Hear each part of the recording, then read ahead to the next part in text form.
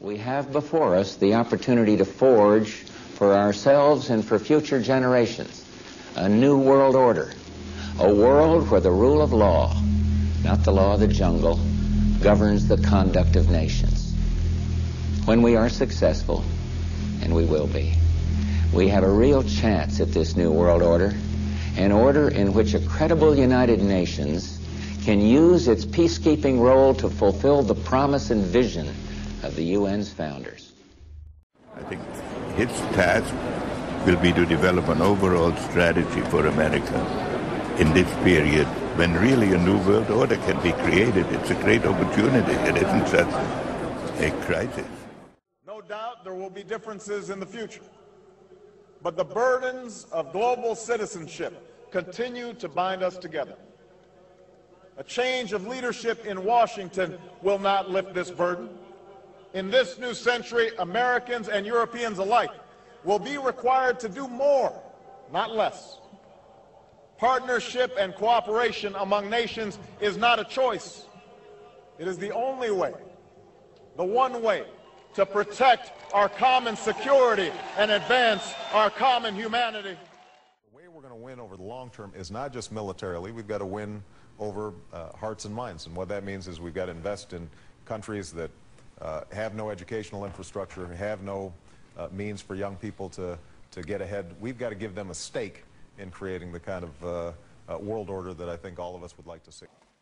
And after 1989, President Bush said, and it's a phrase that I often use myself, that we needed a new world order, and instead it looks like we got a lot of disorder. And we still, and after 9/11, we've been more sensitive to the disorder.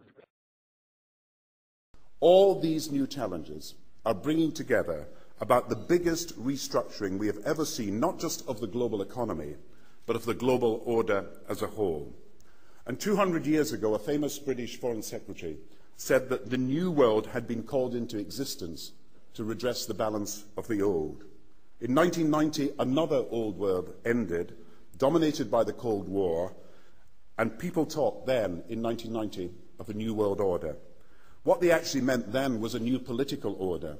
And what was not foreseen then, but is obvious now from everything that we see and do, what we experience in every day of our life, is the sheer scale and speed and scope of globalization. And it's only now that we can begin to understand that the world order that globalization brings and what it's going to look like, it's driven forward now not just by the balance of military strength, the Cold War times, or ordinary political power. It's being driven forward by a seismic shift in economic power that we see around us. But what does the new world order mean for countries like ours who are looking to succeed?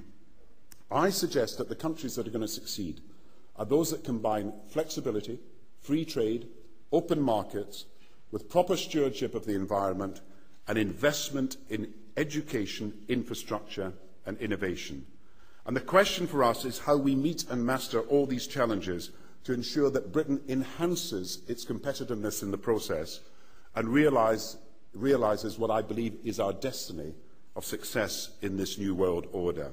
So, in conclusion, ladies and gentlemen, a new world is emerging. It is a new world order with significantly different and radically new challenges for the future.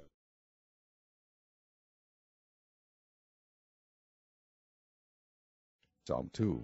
Why do the heathen rage and the people imagine a vain thing? The kings of the earth set themselves, and the rulers take counsel together against the Lord, against his anointed, saying, Let us break their bands asunder, and cast away their cords from us.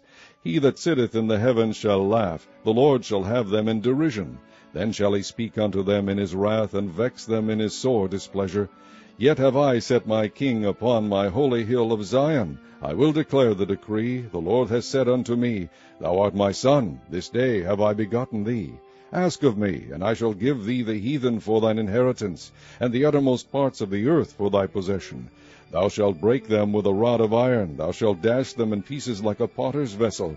Be wise now therefore, O ye kings, be instructed ye judges of the earth. Serve the Lord with fear, and rejoice with trembling. Kiss the Son, lest he be angry, and ye perish from the way, when his wrath is kindled but a little. Blessed are all they that put their trust in him. The fear of the Lord is the beginning of knowledge, but fools despise wisdom and instruction. My son, hear the instruction of thy father, and forsake not the law of thy mother, for they shall be an ornament of grace unto thy head, and chains about thy neck. My son, if sinners entice thee, consent thou not. If they say, Come with us, let us lay wait for blood, let us lurk privily for the innocent without cause. Let us swallow them up alive as the grave, and whole as those that go down into the pit. We shall find all precious substance, we shall fill our houses with spoil. Cast in thy lot among us, let us all have one purse. My son, walk not thou in the way with them, refrain thy foot from their path, for their feet run to evil, and make haste to shed blood. Surely in vain the net is spread in the sight of any bird, and they lay wait for their own blood, they lurk privily for their own lives. So are the ways of every one that is greedy of gain, which taketh away the life of the owners thereof. Wisdom crieth without, she uttereth her voice in the street, she crieth in the chief place of concourse, in the openings of the gates in the city, she uttereth her words, saying, How long, ye simple ones, will ye love simplicity? And the scorners delight in their scorning, and fools hate knowledge. Turn you at my reproof. Behold, I will pour out my spirit unto you. I will make known my words unto you. Because I have called, and ye refused, I have stretched out my hand, and no man regarded. But ye have set at naught all my counsel, and would none of my reproof.